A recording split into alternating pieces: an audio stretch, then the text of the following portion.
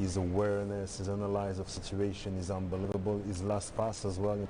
I think over the time he should have been more into the box, but that's not the play of Marco and the relation that you have with Jorginho as well. So of course, everything will be in the middle as well. But I don't know if England's gonna go like Spain. When Spain, they try just to cut them, but they couldn't. So we'll see. But I understand why you want to play maybe three at the back, a 3-4-3, because England, yeah, because Italy, when they build up, they're always in three. It's Chiellini, Bonucci, and the right back, and you can see the full back.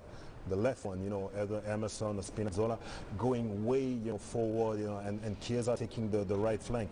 So yeah, Southgate is very intelligent. He puts three in the because they go really quick on the side and they can hurt you. And Chiesa is not Berardi. He's got the speed as well. So once they found Verratti and Jorginho, they can have long pass, short pass going through. So it's very, very dangerous. And even if they do that, sometimes they could pull Walker a long way, out from the defense. Yeah. So that would be a problem. So that's why even a 3-on-3. Yeah, 3 and no speed.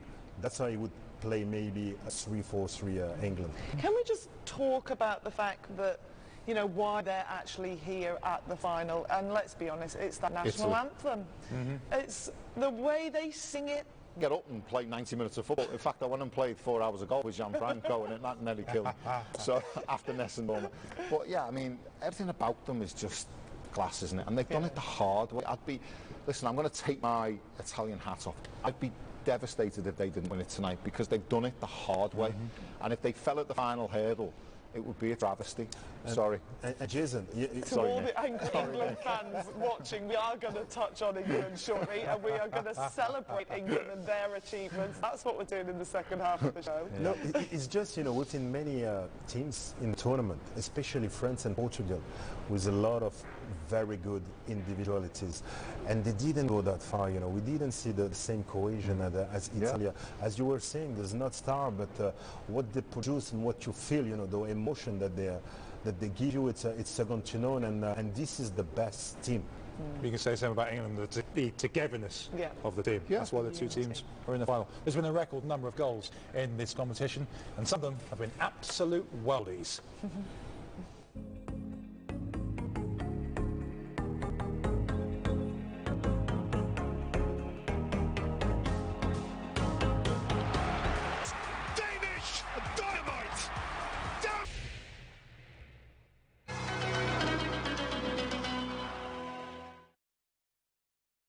The biggest sporting competition on the planet is coming to Qatar. The FIFA World Cup Qatar 2022. All live and all exclusive on BeIN Sports. Welcome to BeIN World. After a long day at work, school or training, it's finally time to go home. هلا رح نبلش بالركض. جاهز لنبدأ. اركضوا على السريع.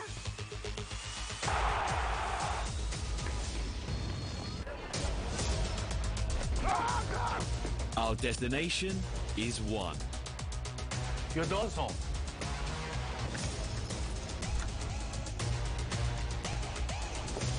Are you coming or not? What you watching? BeIN movies. Series. Drama. BeIN Sports. BeIN is the home of the best TV shows of all time.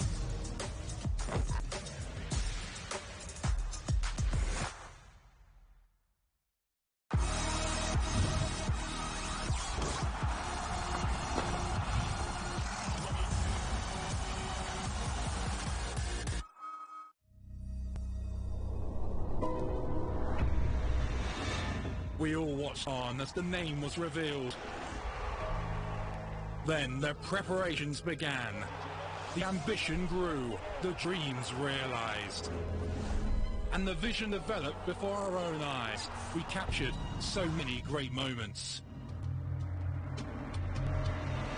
South Africa witnessed the Spanish Revolution. Brazil lit up in German colours, and the French victorious in Russia. we were always in the heart of the action.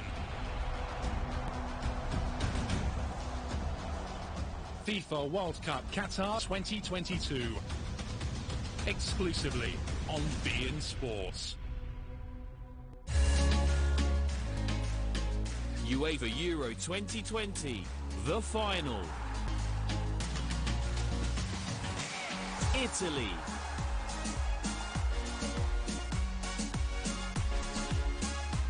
England.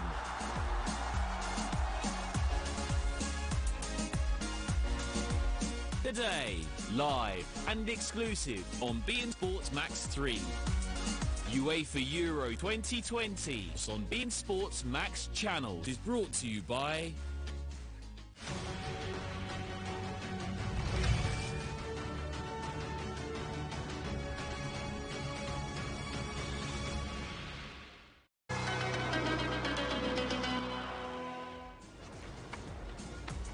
Novak Djokovic has won Wimbledon. Wow. 20 Grand Slams. He has equalled Federer's record after beating Berrettini in 4 sets. Unbelievable. His 6th Wimbledon title. Breaking records. Novak Djokovic, congratulations to him. We're building up to the UEFA Euro 2020 final. These 5 scenes from Wembley Way. Kick-off, 2200 Mecca, 90 minutes build-up here on BeIN Sports. Just to reiterate once again, Arabic coverage available on 1 and 2, English on 3, French on 4, and the final is also available in 4K if you have that facility. Right, well, let's hear now from the England manager, Gareth Southgate, who has a message of thanks. Hi there. Just wanted to take the time to say thank you to everybody for the incredible support we've received throughout this tournament. We hope that we've represented you in the right way. We hope that you've enjoyed watching us play. I'm very grateful to all of the players and the incredible staff I've got with me that we've been able to get to our first final for 55 years. But of course we know now we've got to deliver for you. So we'll be doing everything we can. Your support and energy has given us a huge lift, and I know it will on Sunday. Gareth Southgate, the England manager there. OK, well, if you haven't got a ticket for Wembley, Trafalgar Square in London is probably the next best spot. Matt Critchley is there for us. Matt, I hear things are getting a little wild and raucous in London at the moment, and of course there were question marks about the kick-off time ahead of this final. 2 very distinct parts of Trafalgar Square right now. Thankfully, I'm in the calm and peaceful part of Trafalgar Square. This is the official UEFA fan zone. You'll be able to see fans who are just sitting socially distanced at their tables, or very politely behind me waiting for the game to begin. Outside, it's carnage, absolute carnage. It's the only word for it, because fans are everywhere in London. Alcohol, it has to be said, is being taken, and it has got a little bit boisterous, and authorities are having to step in as we speak right now to try to control the crowds. There are several thousand, probably up to, as a guess, 10, 15,000 all around Leicester Square and Trafalgar Square here in central London. Listen, there's normally 10 million people in London. There's normally 66 million people in England, and it feels like every single person in the country is in the capital right now, because every street you go down there are flags waving, there are people partying, enjoying themselves. We have an 8 o'clock kick-off time here local, and that gives people an awfully long time to fill. The nerves are jangling, you can be sure about that, and people are behaving themselves just about for now, but as I say, we hope they continue to do that and we don't have any troubles. Yeah, well, I hate to break it, we hope to bring some images later. There are some images that are circulating of supporters getting carried away. Here we are, as you can see, fighting with the authorities, police officers. This is obviously a very serious matter. Matt, obviously you cannot see what we're seeing here, but we can see supporters fighting with the authorities. And it looks like metal fencing being taken out, isn't it? And it doesn't look very pleasant at all. This is I believe, just outside Wembley, isn't it? And these are more pictures now. We can see some more flares. I mean, what is the atmosphere like? You mentioned that it's calm in Trafalgar Square, but do you sense that there is an opportunity, well, that it could grow this evening? Absolutely, Aaron. I think it's a lethal mixture. You have a Sunday here, a day off in the UK traditionally for most people. You have an 8 o'clock kick-off time. You have nervous supporters and a long time, as I mentioned before, to fill. And unfortunately, a lot of people choose to fill it with alcohol. And when you have all those factors together, trouble is almost inevitable. Wembley Way, we were seeing pictures from Wembley Way, absolutely packed with ticketless fans, or many ticketless fans, you have to say, around 1 o'clock, 2 o'clock here, so 5-6 hours before kick-off. And it was sadly always going to head that way. It's so often the way, particularly with English supporters. And so we're tarring everybody with the same brush, and we shouldn't do that, because many fans are here just to enjoy themselves and just to celebrate. But it only takes a few, it only takes a couple to spoil the party for everybody. And those pictures you've just seen clearly show that the party is being spoiled by a few, and we really don't want to see it. And there is a great fear here, I think, because it's been a long, hot day in London, and you know, if we go to extra time, we go to penalties, the emotion may get the better of some people. So, as I say, all we can do is hope that the authorities do their best to keep the situation under control, because we didn't want to be talking about this. We wanted just to be speaking about what happens on the pitch, but it is a factor. It is a factor here today, and you can't ignore it. It's really, really hard, isn't it? Because it has been such a difficult year for people, and you know, just looking at the stories around the UK ahead of today, it was all so positive, so many smiling faces, everyone celebrating the achievements of this England team. Matt, I know you were at the team hotel earlier today. How was the mood? I hope at least the national team were very calm. Yeah, it's strange actually, because the mood and the situation at the team hotel when we were there earlier on, which was up in Watford in Hertfordshire, quite away from here, sort of an hour away from central London, 45 minutes away from Wembley, is very much like the atmosphere in here. It was very calm, very tranquil, and I think that's the way Gareth Southgate wanted it. I think when England had stayed in the capital, right in the heart of the city before the group games and before the match against Germany, I think he thought it was just a bit too frantic for the players, a bit too busy. They were looking out of their rooms and just seeing, you know, busy London traffic, lots of fans around, lots of people able to get close to them. In the Grove Hotel, which is where they are, and just leaving any time now to make the journey to Wembley. As I say, it's a golf hotel, so it's all, you know, it's a massive grounds where they can go for walks and stuff like that quite easily before the game. So it felt a lot calmer, and clearly it was about routine, it was about familiarity for Gareth Southgate, trying to get a routine that they've been used to before, and a place in the Grove Hotel up in Watford that they've used many times. So fans, as we left around 3:30 local time here in the UK, fans were starting to gather, and they will get a huge send-off when they leave the hotel any time now, because many fans will be there to cheer them off. And let's not, you know, forget, 55 years, it's a generation, it's 2 generations that some fans have waited, so they are going to enjoy this moment. They are going to perhaps take COVID regulations a little bit more lightly than they should. That's just a simple fact of the matter. Masks aren't being worn outside in the UK anymore. People aren't social distancing, and that is the situation. So at the team hotel, as I say, quite calm, and that's very much what Gareth Southgate was wanting. Matt, thank you very much indeed. Matt Critchley will be at Trafalgar Square throughout the evening for us here on BeIN Sports. Huge concerns. Plenty of supporters out and about causing issues is not what you want to see. Of course, it's a minority, has to be said. There have been plenty of supporters on Wembley Way behaving themselves well. Having said that, though, there's always a few there. Look at those pictures, rather beautiful of Wembley Stadium. The team coaches are on their way to the stadium as we speak. It does put a dampener on the mood when you see scenes like that, doesn't it? Sadly, they seem to follow England around, don't they? You know, in previous tournaments we've seen it, and I think Aaron's right. I think they both said a They're couple of trying things. to get in the media centre here, Jason. This could result in a game being cancelled. Well, this is serious. I mean, you know, it's just stupidity, isn't it, at the end of the day? But like Aaron said, it is a minority. But also to touch on what you said, you know, it's been a tough 18 months for everybody around the world, and maybe there's a bit of pent-up frustration that is coming out. You know, the lack of tickets may be a problem as well, as the price of tickets is scandalous, but that's always the way, isn't it, with the final? And they're at a premium because it's not a full capacity as well. I think 60,000. 60,000. But like Trich said, I mean, all the ingredients have added up to the wrong thing, hasn't it? Like the timings.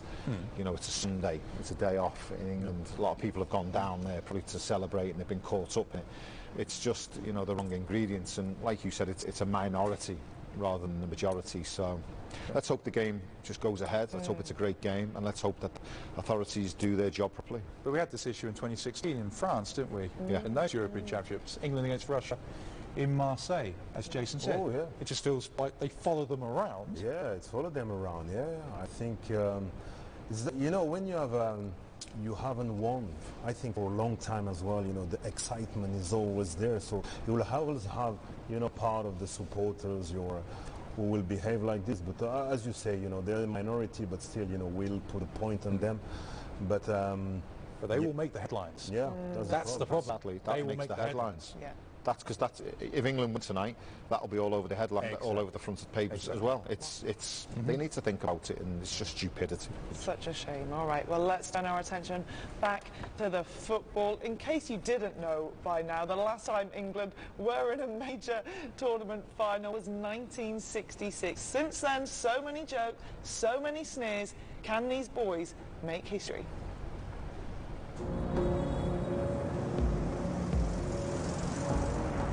It's been a long time since our country was in a final.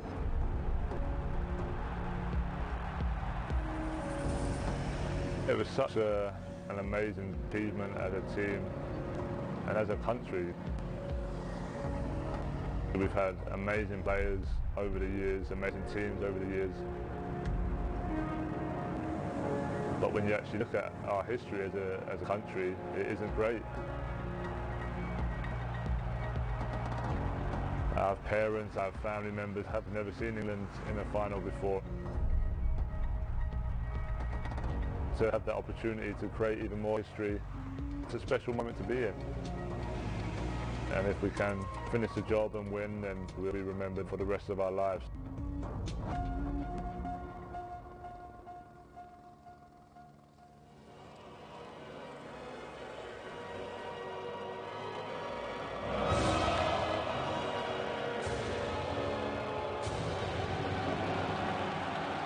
There's a lot of questions about whether we'd learned from past experiences from 2018.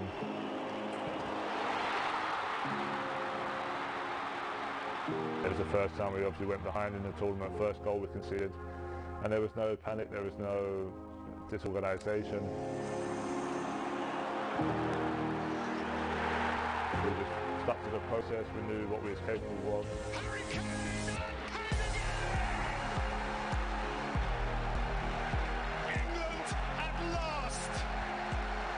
History, England into a European Championship final for the very first time.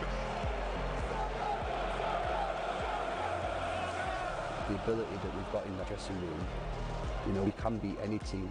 That with, you know, the responsibility comes pressure, and that's pressure that you need to, you know, nurture in the right way, which makes you go out and deliver your best performances.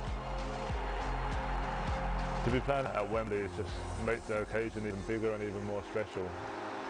To have our own fans there, singing, egging us on, the energy is going to be amazing. There'll be no better place to win our second major trophy than at Wembley again. It's a good Italian team which we've watched over the number of years, which I think go back a long time before the last loss. Hopefully we can knock another wall down which people keep putting up in front of us and go that one step further this time. Winning something with your nation, I think, would surpass anything you can do at club level. We have that opportunity. We just have to grab it with both hands now.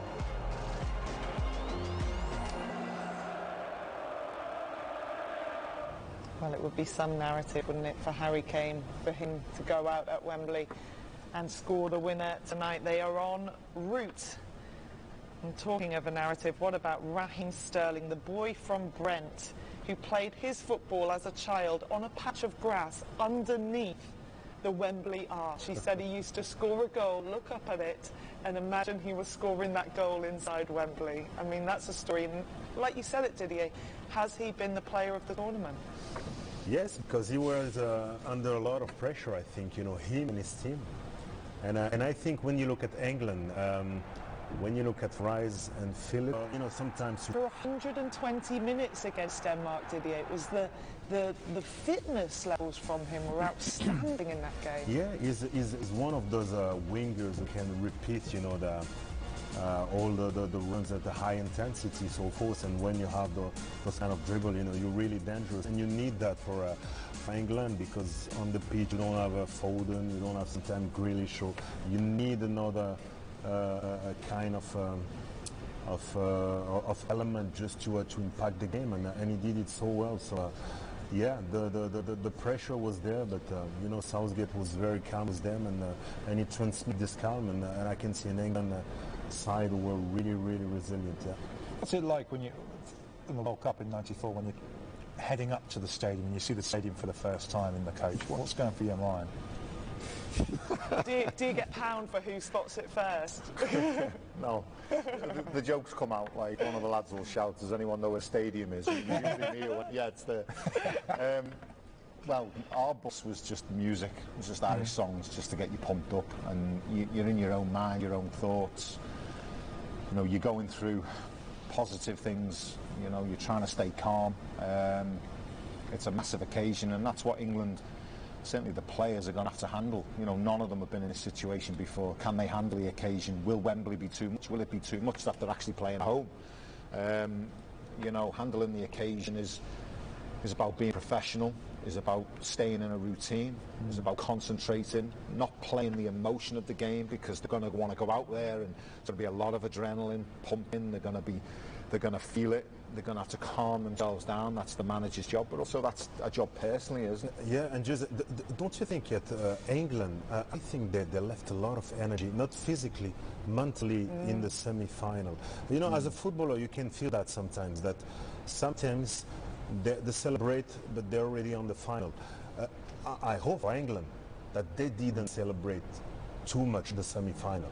You know, once you don't have the habits to go to finals, sometimes, you know, it can be an achievement to go to the final, but the achievement is to win it. Sometimes you want to win it, but mentally your energy was still in the semi-final, so I hope it will not be the case for England then. But you could make the point, Didier, that for Declan Rice and for Calvin Phillips, they were tested against Denmark, but they can't put that same performance against Italy in the final tonight because it would be too predictable. So what do they have to come up with tonight against Marco Verratti? As you put it, Italy's strong midfield against this one. Their job is not to create, really. Their job's to do what we're looking at here, breaking things up, tackling, winning the ball, giving it to the players ahead of them, the Sterlings, the Kanes, the Sanchos, the Sakas, whoever plays tonight. That's their job. You know, that's what they've got to do, but they've got to compete tonight against a real challenge.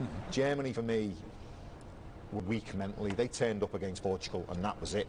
They ran out of ideas. They didn't pose any questions really to England. I think they felt a little bit inferior to England. I don't know why. If they'd have taken the game to England, I think they might have got a different result. They've not really been tested, England. I mean, it was a great performance from the Danes, but tonight it's a proper midfield. You've got Barella, creativity, great feet, will have it in phone box. You've got Verratti, who will smash players, break you up, and he's got a bit of guile. You've also got Jorginho. If you give him time and space, he'll find a Mobile, Insigne and Chiesa. So it's a different kind of game for them tonight. It's going to be a real test. They need to get close to them. Yes. Yeah, Jorginho, it's incredible, isn't it? The Brazilian-born man has been Mancini's star throughout this play, simply been undroppable. But let's give you the latest from Wembley. Fans getting raucous. They've shown up in their numbers from the early hours of this morning. Fans without a ticket. We just saw scenes of fans crushing through barriers, breaking down barriers. Let's get the latest from our reporter inside the stadium, Harry Brown. Welcome here to Wembley. This is an iconic moment. England arriving in their first final since winning the World Cup in '66. But I'm afraid that excitement has spilled over to worrying degrees. Thousands of fans without tickets arriving here. There were reports that actually barriers and gates had been stormed and shut. An update from UEFA.